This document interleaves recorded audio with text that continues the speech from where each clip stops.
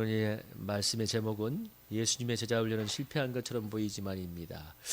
우리 옆에 있는 분과 이렇게 힘차게 얘기했습니다. 하나님은 결코 실패하지 않습니다. 이렇게 인사하겠습니다. 시작. 하나님은 결코 실패하지 않습니다. 아멘. 예. 네. 아, 그랬어요. 사고 나진 않았어요.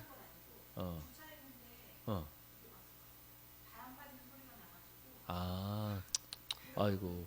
그래도 운전 중이 아니어서 다행입니다. 알겠습니다. 예, 그래요. 혹시 뭐 사고가 있으면 그거 안 되는데 그래도 다행이네요. 알겠습니다. 한국 교회사에 1980년대부터 2000년 초까지 가장 큰 영향을 미친 것 중에 하나가 있다면 아마 대표적으로 사랑의 교회의 제자 훈련이 있을 것입니다. 사랑의 교회를 개척하고 부흥시켰던 그 고 옥하는 목사님이 이 교회를 개척한 다음에 서초동에서 이 성도들을 제자 훈련하면서 교회가 크게 부흥되고, 그러니까 또 이게 한국 교회에 아주 그야말로 엄청난 유행처럼 번진 적이 있었는데요. 저도 그 세미나를 가본 적이 있는데 그 제자 훈련의 보통 컨셉을 선교단체에서 많이 배웠다고들 본인들이 얘기했습니다. 근데 저도 선교단체에 있었지만 선교단체에서 제자 훈련의 이 모델을 어디서 찾냐면 예수님이 3년간 제자들을 데리고 다니면서 공동생활했던 그것을 제자훈련의 이 컨셉으로 찾고 있습니다. 아니, 모델로. 예수님이 공생애를 시작하면서 초기에 12명의 제자를 선발하여 그들을 사도라 칭하셨는데, 이 예수님이 제자들을 선발해서 12명을 사도라고 특별히 세우는 장면은 이 마태, 마가, 누가, 공관복음 세 곳에 다 나옵니다. 아주 중요한 내용인데요. 여기 한번 제가 찾아서 이렇게 적어놔 봤는데, 마태복음 10장에도 보면 예수님이 제자를 10장 1절에서 4절에 보면 제자를 부르는 장면이 나오고, 마가복음 3장 13절 19절에도 나오고, 누가복음 6장 12절 16절에 나오는데, 이 12명의 제자들의 이름이 쭉 나와요. 베드로부터 시작해서 쭉 나오는데, 마지막에 누가 나오냐면 예수를 판 가룟 유다가 나오는데, 마태복음 10장 4절도 그렇고, 마가복음 3장 19절도 그렇고, 누가복음 6장 16절도 그렇고, 전부 다 뭐라고 쓰고 있냐면 예수를 판 자 가룟 유다라고 적고 있습니다. 이 성경에서 가룟 유다의 이런 이 배신에 대해서 기록하고 있었잖아요. 예수님을 따르는 수많은 사람들이 있었지만 특별히 예수님이 사도라 칭한 제자들은 12명이었는데 그 중에 한 명이 누구냐? 오늘 예수님을 배신하게 되는 가룟 유다입니다. 이들은 3장에 보면 예수님이 늘 함께 데리고 다니면서, 여기 뭐야 3장 13절에 보면 자기의 원하는 자를 부르니까 14절에서 12를 세워서 자기와 함께 있게 하시고 전도도 하고 귀신을 내쫓는 권능도 가지게 했다고 얘기합니다. 예수님이 함께 늘 데리고 다니면서 공동생활을 하시면서 예수님이 누구신가 보여주고, 또 예수님의 사역을 가르쳐주고 전도 훈련하고 이렇게 하면서 그들을 예수님의 수제자로 키웠습니다. 근데 중요한 건 뭐냐면 이렇게 예수님이 수제자로 키웠는데 누가복음에 보면 예수님이 제자들을 어떻게 택했냐면 12절에 보면 산에 가서 밤새도록 기도한 다음에 특별히 예수님이 하나님의 뜻을 따라서 12명을 택하여 세웠어요. 그래서 12명 중에 마지막에 누가 있냐면 예수님을 팔아버린 가룟 유다가 있습니다. 가룟 유다는 은 30을 받고 대제사장에게 예수님을 넘겼다고 전해지고 있는데요.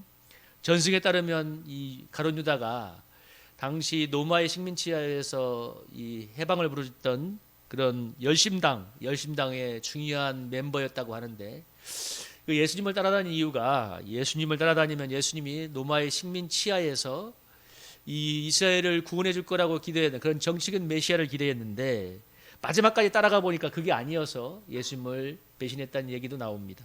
근데 여기서 중요한 건 이 예수님을 배신했던 가룟 유다가 누구냐? 예수님이 특별히 12명을 선발해서, 수많은 사람 중에서 12명을 선발해서 3년 동안 집중적으로 훈련했던 수제자였다는 거예요. 12명. 그 중에 한 명이었다는 거예요.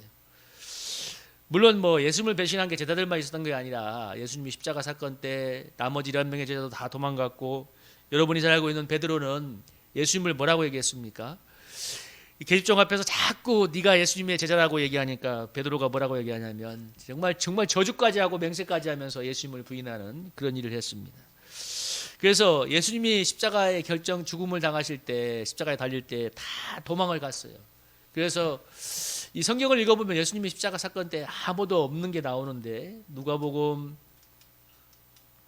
23장에 보면 뭐라고 나오냐면 백성이 구경하고 23장 35절에 백성이 구경하고 관리들이 비웃고 구인들이 희롱을 했다고 나옵니다. 이렇게 주위에 있는 모든 사람들이 예수님을 비웃고 희롱을 했는데 중요한 건 이들은 예수님을 사실 잘 모르는 사람들이었는데 이 가룟 유다나 이 12명의 제자들은 다 예수님과 3년 동안 함께했던 아주 친밀했던 사람들이라는 거예요. 근데 중요한 건 그들이 결정적일 때 예수님을 버리고 도망을 갔다는 거고 가룟 유다는 은 30을 받고 예수님을 팔아넘겼고 수자였던 베드로는 정말 계집종 앞에서 예수님을 부인하는 그런 사건을 저질렀습니다. 그러니까 예수님이 죽으시고 부활한 다음에 오순절 성령이 오셔서 성령의 충만함을 받은 사도들이 놀라운 권능을 행하기 전까지 예수님이 지상에서 3년 동안 공유했던 예수님의 제자 훈련은 적어도 예수님이 죽는 그 순간까지는 결과로만 예형적으로만 보면 정말 폭망이에요. 폭망. 완전히 철저히 실패했어요. 특히 누구예요? 가룟 유다가 예수님을 정말 너무 뼈아픈 배신이에요. 여러분 가장 마음이 쓰린 게 뭡니까? 믿었던 사람의 배신 아닙니까? 그런데 예수님이 3년 동안 그렇게 데리고 다녔던 사랑했던 가룟 유다가 요한복음 13장에 보면 예수님이 마지막까지 가룟 유다를 향해서 기회를 주거든요. 내가 떡을 찍어주는 자가 바로 그다. 나를 배신한 자다. 회개하라고 하지만 이 가룟 유다가 마지막까지 마음을 완악하게 해서 예수님을 버리고 감으로써 멸망의 길로 가게 되는데요. 그래서 오늘 이 본문이 그 내용이에요. 가룟 유다가 제사장들과 공모를 해서 예수님을 팔아넘기로 작정하니까 제사장들이 성경에 뭐라고 합니까? 너무 기뻐했다고 하죠. 뭐래요? 제사장들은 안 그래도 예수님을 죽이고 싶어서 혈안이 되었는데 12명의 그 핵심 멤버 중에 한 명이 예수님을 팔아넘긴다고 하니까 너무 기쁜 거예요. 이런 좋은 일이 있냐. 그래서 돈을 주기로 약속하고 예수님을 팔아버리는 그런 일들이 벌어졌습니다.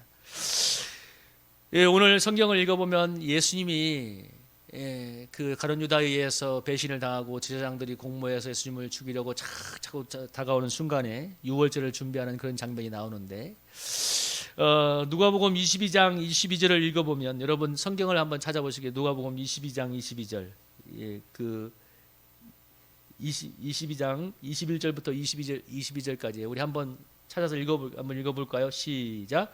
그러나 보라, 나를 파는 자의 손이 나와 함께 상위에 있도다. 인자는 이미 작정된 대로 가거니와 그를 파는 그 사람에게는 화가 있으리로다 하시니. 오늘 예수님이 마지막에 유월절 만찬을 맡고 있는 가룟 유다를 향해서 회개를 촉구하면서 뭐라고 얘기하냐면 나를 파는 자의 손이 나와 함께 상위에 있도다. 함께 유월절 만찬을 먹고 있는 가룟 유다를 향해서 얘기하면서 근데 예수님이 중요한 내용이 나와 22절에 인자는 이미 작정된 대로 가거지만 나를 파는 그 사람에게는 화가 있다고 얘기합니다. 그러니까 예수님이 지금 유다의 손에 의해서 대제사장에게 넘겨지고 또 십자가의 죽음을 당하게 된 이 사건이 하나님이 작정한 일이라는 거예요. 하나님께서 의도한 일, 계획한 일이라는 거예요. 그래서 오늘 유다가 예수님을 배신하고 있고 대제사장의 손에 의해서 예수님이 십자가의 죽음을 당하게 되는 그런 장면이 이어지게 되는데 이 장면을 두고 성경은 뭐라고 얘기하냐? 예수님 뭐라고 표현하냐면 네가 나를 파는 것은 그래서 내가 십자가의 죽음의 길로 가는 것은 작정된 대로 된 것이다. 하나님께서 이렇게 계획하고 작정한 것이기 때문에 된다고 얘기하면서 그러나 나를 파는 너에게는 화가 있을 거라고 이렇게 얘기하고 있습니다. 예수님이 유다의 배신으로 대제사장에 넘겨지는 그것이 하나님의 허락하심 가운데 일어났다는 거죠. 그래서 3절에 보면 뭐라고 얘기하냐면 사단이 유다의 속에 들어가서 예수님을 팔아넘길 마음을 먹게 했다고 하는데 분명히 맞아요. 사단의 역사예요. 사단이 그 마음에 예수님을 팔아넘길 마음을 줬는데 그러나 오늘 성경은 예수님이 이렇게 된 것이 하나님의 작정에 의한 것이라고 얘기하고 있습니다. 예수님은 대제사장과 가룟 유다의 공모에 의해서 이렇게 저들의 손에 넘겨지고 빌라도에 의해서 죽임을 당한 다음에 사흘 만에 부활하신 다음에 승천하시고 우리에게 보혜사 성령님을 보내주면서 지금 우리를 구원하는 역사를 이루고 계십니다. 그래서 예수님의 공생의 기간에 제자 훈련은 철저히 실패한 것처럼 보이는데 참 3년 동안 그렇게 공들였던 그것이 다 실패한 것처럼 보이지만 그러나 제자들의 실패에도 불구하고 여기서 오늘 중요하게 다루고 싶은 건 뭐냐면 제자들의 실패에도 불구하고 하나님의 구속 역사는 전혀 실패하거나 흐트러짐이 없다는 것입니다. 왜? 하나님의 작정대로 이루어져 가고 있기 때문에. 하나님의 작정대로 1.1도 틀림없이 이루어져 가고 있기 때문에 하나님이, 여러분 구약 성경을 읽어보면 하나님 이스라엘 백성을 택하고 그 가나안 땅을 약속의 여정을 주심으로써 하나님의 말씀대로 살라고 이 거룩한 나라 제사장 백성으로 삼으셨지만, 우리 결과를 놓고 보면 이스라엘 백성의 2000년의 역사는, 1500년의 그 구약의 성성의 역사는 한마디로 100% 실패예요. 왜? 두 번이나 망했잖아요. 바벨론 제국에 그 죄 때문에 망했고, 마지막에는 노마에 의해서 그야말로 철저하게 심판을 당했습니다. 그 뒤에 2000년 동안 지금 이스라엘 백성은 어떻게 해서요? 하나님이 보낸 하나님의 애들 예수 그리스도 십자가에 못 박아 죽였잖아요. 근데 이렇게 이스라엘 백성, 하나님이 택했던 백성은 실패했지만, 하나님의 계획을 철저히 저버렸지만, 그러나 아브라함과 다윗의 후손으로 오실 예수 그리스도를 통해서 이루시려는 하나님의 구원의 역사는 절대 실패하지 않았고, 하나님의 주권에 의해서 예수님이 다시 살아나고 부활하셔서 지금 이 순간 구원의 역사를 놀랍게 이루고 있습니다. 그래서 우리가 오늘 본문을 보면서 나누고 싶은 메시지가 뭐냐면, 오늘 우리가 주목해야 할 것은 가룟 유다의 뼈아픈 배신이 아니라 하나님의 작정대로 이루어지는 구속 역사라는 것입니다. 우리에게 적용해 보자면 우리 자신의 실패나 우리 자신의 모습이 아니라 우리 가운데 역사하신 하나님의 역사를 우리가 주목해야 된다는 거예요. 우리 자신은 실패하고 우리는 죄와 허물로, 요즘 이런 표현하죠. 너덜너덜해져고 있다고. 우리는 죄와 허물로 너덜너덜한 존재지만 우리를 구원하시는 하나님의 구원 역사는 한 점 흐트러짐 없이 틀림없이 이루어져 가고 있습니다. 여러분 빌립보서 1장에 보면 노마의 옥중 가운데서 바울이 여러분 최후를 기다리고 있잖아요. 근데 바울이 옥중에 있을 때 참으로 하나 시기로 하나 예수님이 전파되는 것 때문에 너무나 기뻐하고 한다고 한다 얘기하면, 고백하면서 이렇게 이 빌립보서 1장 21절에 이렇게 고합니다. 나의 간절한 기대와 소망은 내가 살든지 죽든지 주님을 존귀하게 하는 거라고 얘기하는데, 이렇게 아름다운 고백을 하고 일대행 죽도록 충성했던 사도 바울이 마지막은 노마의 네로 왕자에 의해서 참수형을 당했다고, 그래서 순교했다고 알려지고 있습니다. 인간적으로는 참 비극적입니다. 여러분 예수님의 이 12제자 중에 10명이 순교를 했고 사도 요한 한 명만이 마지막에 80까지 살아가는데, 근데 사도 요한이 마지막에 이 반모섬에 유배되어서 이 유배 중에 죽었거든요. 예. 그러니까 인간적으로 어느 누구도 이렇게 좋은 최후가 없었어요. 우리 의심의 제왕했던 도마는 도마가 인도에 갔다고 전승이 들어요. 그러니까 인도의 최초의 선교사였는데 내나 거기서도 길거리에서 순교를 당했다고 전해지고 있습니다. 근데 중요한 건 그렇게 순교했지만 하나님의 역사가 망한 게 아니라 하나님이 놀라운 권능에 의해서 좀 불처럼 계속 하나님 나라는 이루어져 가고 있습니다. 이스라엘의 실패에도 불구하고, 가룟 유다의 배신에도 불구하고 하나님의 작정대로 십자가의 길을 가는, 그리고 예수님, 그리고 부활하여 성령을 보내신 하나님에 의해서 지금도 하나님 나라는 계속 이루어져 가고 있습니다.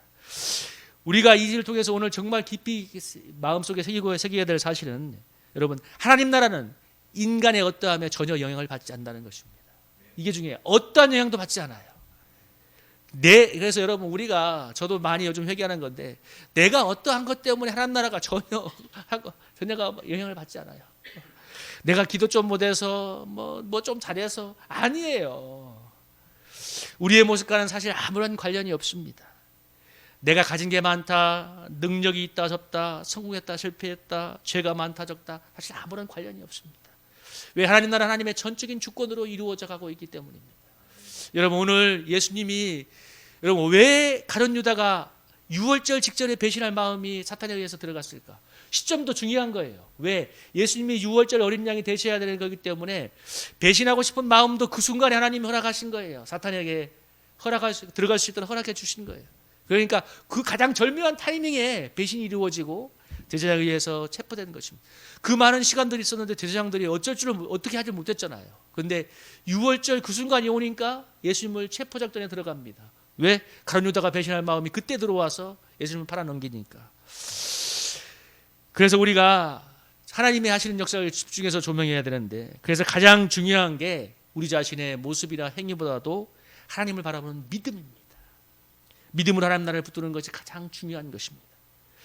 여러분 제가 일주일에 한 번 가는 청소가 있는데, 논현동에 있는 그 제약회사인데 거기가 나중에 알고 보니까 크리스찬 회사예요. 근데 중요한 건 제가 간 이유는 아주 돈을 많이 줘요. 일주일에 한 번 가는데 정말 최강의 가성비예요. 정말 돈 많이 줘요. 제가 작년에 5월인가 그 청소를 시작을 했을 때, 야, 이건 주님이 정말 나에게 은혜를 준 거다. 그래서 제가 그 돈을 받으면 내가 20만 원은 선교원을 해야겠다는 마음을 먹었어요. 근데 마음은 먹었지만 결론적으로는 하지 않게 되었습니다. 그 사이에 제가 마음에 깨달은 게 하나 있었기 때문입니다. 제가 20만 원을 후원해서 10만 원은 제가 아는 지인 친구 선교사한테 주려고 보내려고 했는데, 물론 하나님께는 아름다운 일이 될 수 있지만 제가 마음에 어떤 생각이 들었냐면, 우리 교회는 물론 뭐 엄청나게 하는 건 아니지만 우리가 할 수 있는 일에서 충분히 하고 있고, 또 하나는 내가 무엇인가 해야 한다는 강박에 사로잡혀 있구나. 무슨 얘기냐면, 그 친구 선교사님이 제가 보내는 10만 원이 없어서 하나님이 하실 일을 못할 건가? 그건 아니잖아요. 여러분, 제가 전에 선교수 10만 원 안 보냈을 때는 하나님 나라가 안 이루어졌나?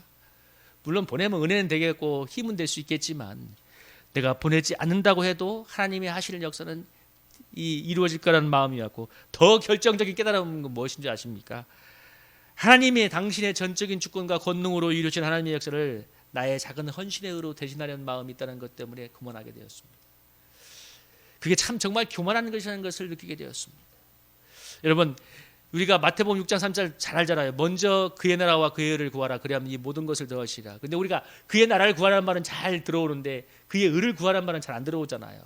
여러분, 하나님 나라도 구해야 되지만 동시에 하나님의 의도 먼저 구해야 됩니다. 근데 우리가 인간은 연약하고 무지하기에 인간의 의를 자꾸 개입시킵니다. 여러분, 저의 그 신학교 동기 목사가 전북에서 목회하고 있는데, 그 시골 교회인데 그곳에 장로님이 덤프 차인가 포크레인인가 운전하면서 그 150만 원을 혼자 선교비로 내어서 본인이 직접 선교사 한 분을 파송했다고 합니다. 여러분, 얼마나 대단한 거예요. 사실 대도시에도 그렇게 하고 싶지 않잖아요. 150만 원을 본인이 직접 해서 한 분을 파송했는데, 중요한 건 뭐냐면 그것 때문에 자기가 생겨서 얼마나 목사님과 다른 성도를 판단하는지 정말 성도들이 아주 막 진전을 내다는 거예요. 우리 친구 목사도 아주 막 그 장로님만 하면 진전이 나. 은혜가 되는 일인데 은혜가 안 돼. 사람들 보고 싶어 하지도 않아. 그분이 나중에는 사고가 나서 경찰 조사를 받고 감옥까지 가게 되었다고 합니다. 하나님이 그의 작은 의가 하나님의 의를 가리고 있으니까 하나님을 이렇게 훈련하는 거죠. 여러분, 예수님이 6월절 어린 양이 되어서 십자가 죽으실 때 그 가장 힘든 고통의 자리에 제일 중요한 건 아무도 없었다는 거예요. 아무도. 여러분, 겟세마네 동산에 예수님이 뭐라고 했어요? 야, 내가 죽을 것 같으니까 제발 기도 좀 하자. 그러니까 성경은 뭐라고 하냐면 제자들이 근심과 피곤함 때문에 잤다. 여러분, 가장 결정적일 때 잤어요. 다 도망가고 가룟 유다는 예수님 팔아먹고 베드로는 갯정에서 예수님을 저주까지 하면서 모른다고 맹세를 하고, 그런데 중에 예수님을 따르던 12제자마저 예수님이 3년 동안 그렇게 공들였던 제자들마저 그렇게 철저하게 무너지고 실패했지만, 하나님의 구원의 역사는 절대 실패하지 않고 작정한 대로 예수님이 십자가에서 죽고 부활하심으로, 그리고 우리의 구원의 주가 되어주시고 성령님을 보내서 우리를 구원하고 계십니다. 여러분, 히브리서 9장인가에 제가 정말 좋아하는 성경 구절이, 예수 그리스도는 영원토록 살아계셔서 하나님 보좌 우편에서 우리를 위하여 영원히 간구하시니라, 이 구절이 있습니다. 여러분, 죽으신 게 아니라 우리를 위해서 간구하고 계십니다. 여러분, 그래서 우리는 우리 자신의 모습이나 우리 자신의 행위가 아니라 주님께 집중하는 것이 제일 중요합니다.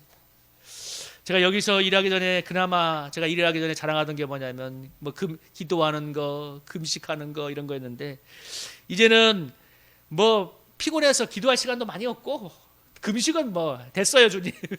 나는 일해야 돼요. 기도도 잘 못하고 전도도 잘 못하고 그저 주님의 은혜만 붙들고 있는데, 제가 느껴지는 것은 뭐냐면 하나님이 정말 하나님의 은혜만을 자랑하고 싶어 하는구나. 제가 아까 선교비 후원하는 거 얘기했는데, 우리가 실패하는 이유, 깨지는 이유는 하나님의 은혜만을 자랑하도록 하기 위해서입니다. 여러분, 19세기 유럽 사회가 인간의 이성과 과학 문명을 그렇게 자랑하다가 20세기 초에 들어서 1차 대전, 2차 대전으로 유럽이 초토화되었고, 현대 사회가 인간의 능력과 현대 문명을 자랑하고 하나님을 지금 우습게 여기고 있는데, 여러분, 코로나, 전쟁으로, 기상이변으로 지금 지구촌이 점점점 어두워지고 있습니다. 여러분, 회개하고 돌이키지 않으면 결국 파멸이 올 것인데, 인간이 실패하고 깨지는 이유는 하나님의 은혜를 붙들지 않고 교만하기 때문입니다. 여러분, 6월절 언약이 되기 위해서 십자가의 죽음을 향하는 그 엄청난 여정에 12사도 중 하나인 가룟 유다마저 예수님을 배신하고 있습니다. 예수님의 제자훈련은 정말 실패, 그 순간만큼은 실패예요. 베드로 완전히 망했어요. 그런데 중요한 건 그 어떤 인간의 은혜 행위가 하나님의 구속 역사에 더해지는 것을 하나님이 원치 않았기 때문입니다. 왜 하나님이 거기까지 그 큰 소리 치던 베드로를 거기까지 내려보냈을까? 저주까지 하면서 이 주님을 모른다고 만들었을까? 두 번 다시는 그 말을 하지 못하게 하나님의 은혜만을 붙들도록 하기 위해서. 그래서 여러분, 성경을 읽어보면 인간은 철저한 실패한 죄인이라는 것이 나와요. 여러분, 누구예요? 우리의 영원한 최초의 조상 우리 아담 할아버지도 실패했잖아요. 제일 좋은 환경에서 망했잖아요. 그래서 지금 우리가 이렇게 고생하고 있잖아. 천국 가면 따져봐야 돼요. 분노가 나. 여러분, 우리는 이 주님의, 인간은 철저히 실패했습니다. 그런데 중요한 건 하나님의 신실함과 은혜가 실패하지 않기 때문에 우리가 이 주님을 바라보고 믿음을 붙들고 나가는 것입니다. 여러분, 오늘 이 말씀을 우리 마음에 새기면서 지금까지 내 모습이 어땠건, 내가 어떻게 살았건, 지금 내 자신이 어떠하건 그게 중요한 것이 아니라 내 속에 역사하고 나를 붙들고 있는 하나님의 은혜의 역사가 얼마나 놀랍고 신실하고 영광된 것인지를 바라보고 믿음으로 굳게 설 수 있기를 주님의 이름으로 축복합니다.